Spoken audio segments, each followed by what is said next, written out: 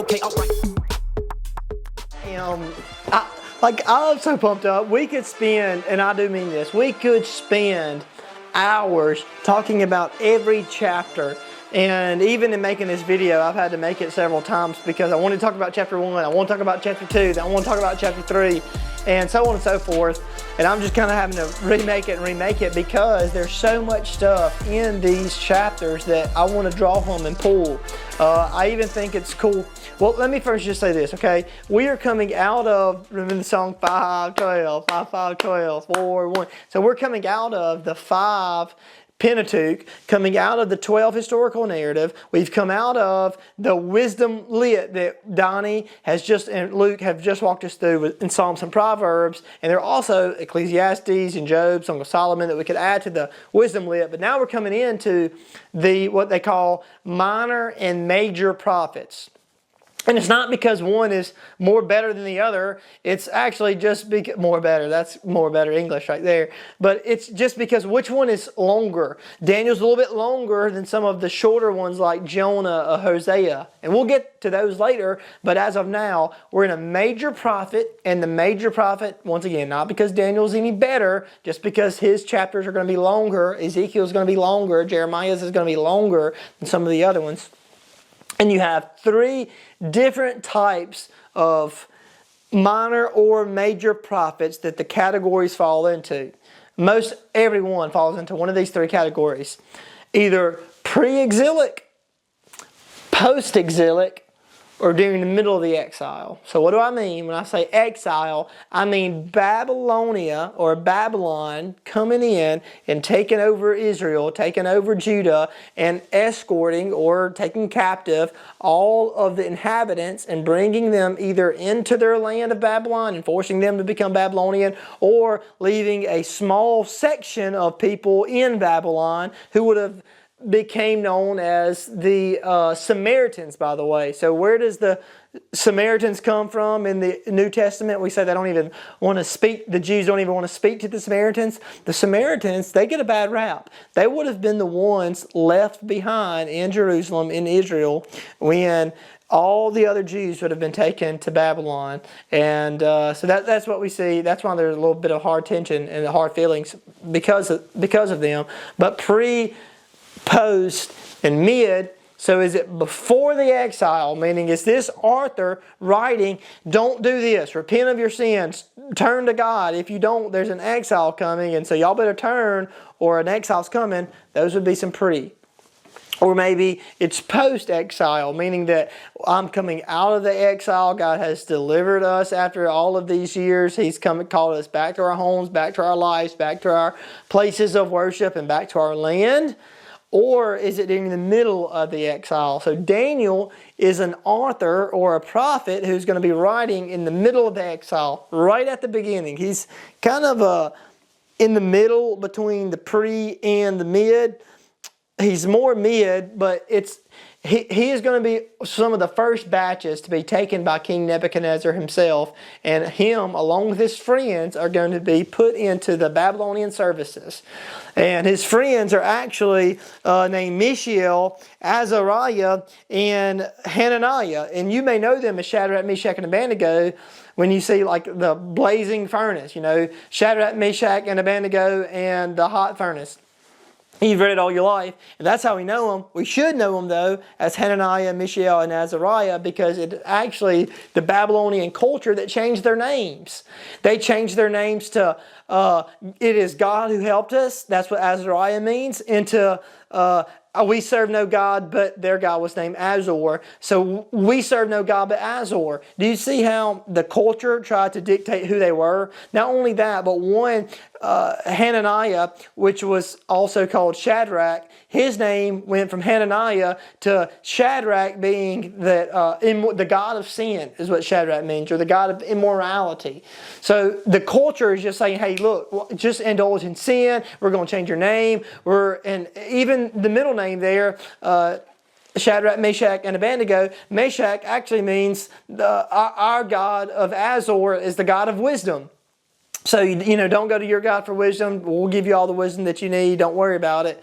And even Daniel went to Bethshazar, so they changed Daniel's name too. And in fact, Daniel's was a masculine name, and they gave him a feminine name. So he went from a masculine name to a feminine name, and that's what culture tries to do. It's trying to control our gender. It's trying to control what we know and what we learn. It's trying to control the God that we serve, and it's trying to control our immorality. I mean, there's so much information there that it just comes out of the text. If you do a little bit of research, and that's what I'm trying to do for you today, is to give you a little bit of the research that goes into it. So it's the Shadrach, Meshach, and Abednego, chapter 3. That's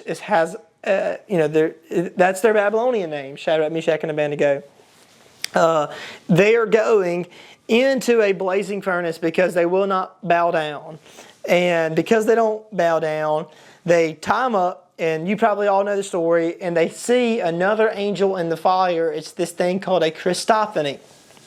Now, I am personally not convinced 100% that this is a Christophany. I think that it is, but what is a Christophany? You see why I say we can speak so long on Daniel? I mean, I know I'm over my 5-minute mark, and this is supposed to be a 2 to 5 minute video, and so here we are. But a Christophany means that it's an appearance of Jesus in the Old Testament. Basically that, okay? An appearance of Jesus in the Old Testament. Am I convinced that this was Jesus in the fire with Shadrach, Meshach, and Abednego? No, I am not. I think it probably was, but I could definitely get to heaven and Jesus could be like, yeah, that wasn't me, that was just another angel. They'd be like, oh, okay, that's fair. So I think that it was. I don't know that it was.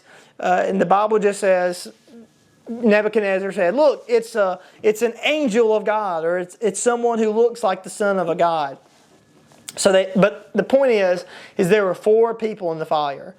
And I love that in the middle of this, here's what Shadrach, Meshach, and Abednego say. They say, there's 3 men, gosh, I can't. Oh, verse 18, chapter 3, verse 18.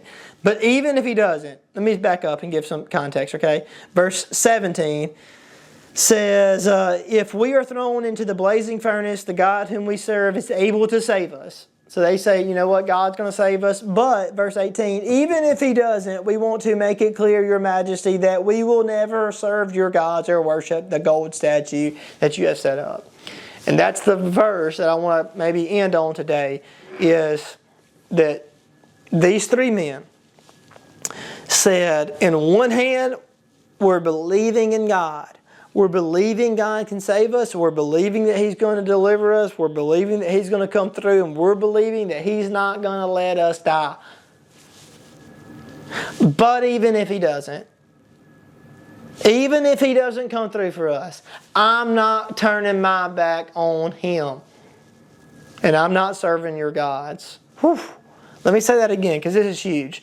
Even if the doctor doesn't save me, even if the cancer kills me, even if the divorce goes through and finalizes, even if, and I'm just trying to think of multiple situations, even if my prison sentence doesn't get shortened, even if I don't get into the college that I want to, I believe that God's going to come through. I believe that God's going to work. Absolutely, I have faith for it. And He did in this circumstance. But they have the faith to say, but even if He doesn't.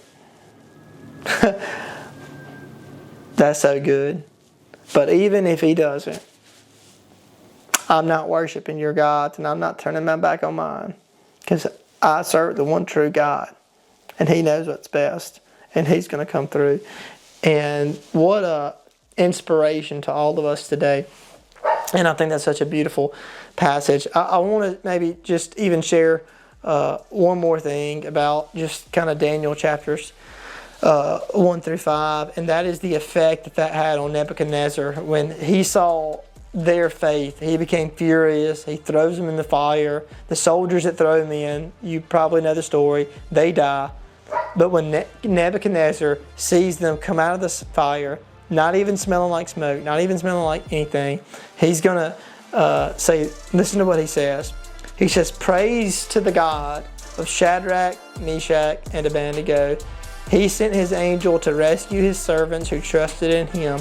They defied my commands and were willing to die rather than to serve or worship any god except their own. Therefore, I make this decree: if any people, whatever their race or nation or language, speak a word against the God of Shadrach, Meshach, and Abednego, they will be torn limb from limb, and their houses will be turned into heaps of rubble. There is no other God who can rescue like this. So wherever you find yourself in today, maybe you find yourself in a place that wants to come in here with us. No matter what position you find yourself in today, I just want you to know, man, people are watching. And when you have faith in God, if He does or doesn't rescue you, they're going to see your faith and it's going to change their lives. So keep your head up and keep your eyes focused on God. Well, that's all I have today. We're going to be in Daniel chapter 5. 6 through 10 tomorrow. Well, I know we could talk forever on these couple of chapters, but 6 through 10 tomorrow. And I'll see y'all then. And until next time, peace.